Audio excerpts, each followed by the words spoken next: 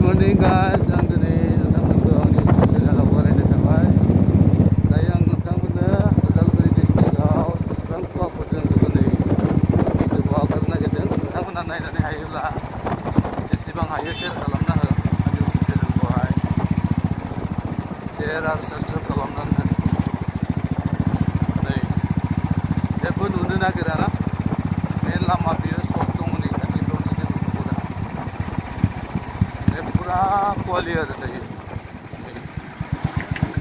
पुराखा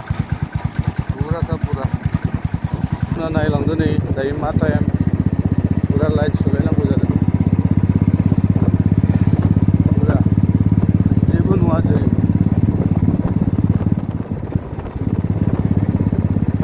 शिलं चेरापुन्जी बेफ्रावहाय माने बे टाइमावथ' गैयाबाबो 12टा-11टा बे टाइमावसो माने सान नुयो आरोना, बिदिनो थाबाय थायो।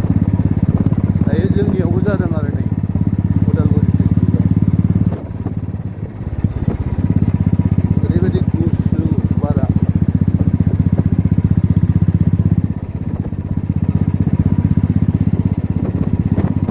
पुरा मबाइलानो सिजोब्बाय नै भिडिअ खालामनो।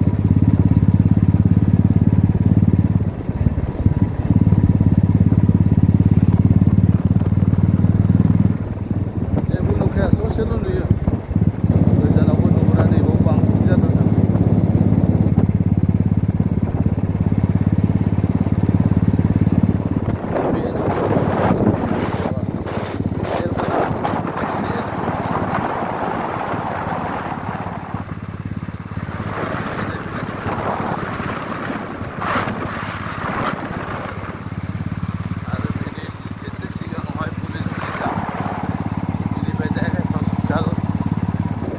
डाइरेक्ट फिसारि अफिस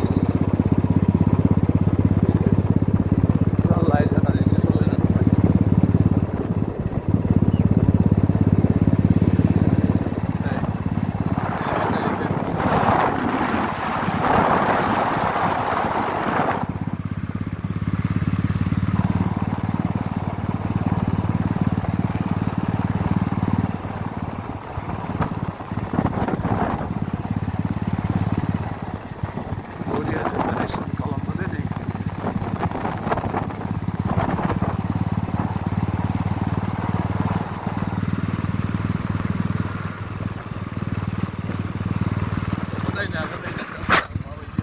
पुरा मबाइला सिजोब्बायलै,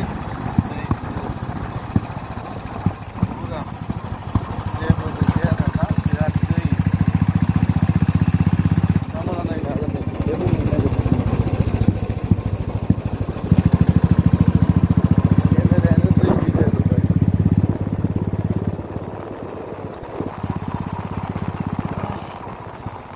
बरनगाव हाई स्कुल नै बियो, जों बे स्कुलावनो फरायनो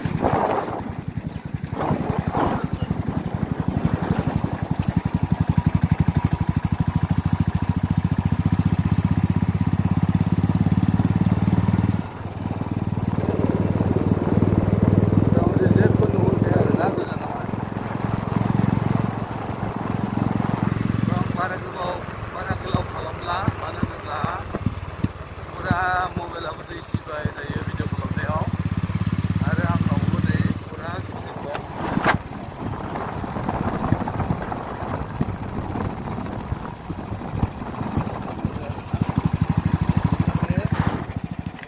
आं आंनि भिडिअखौ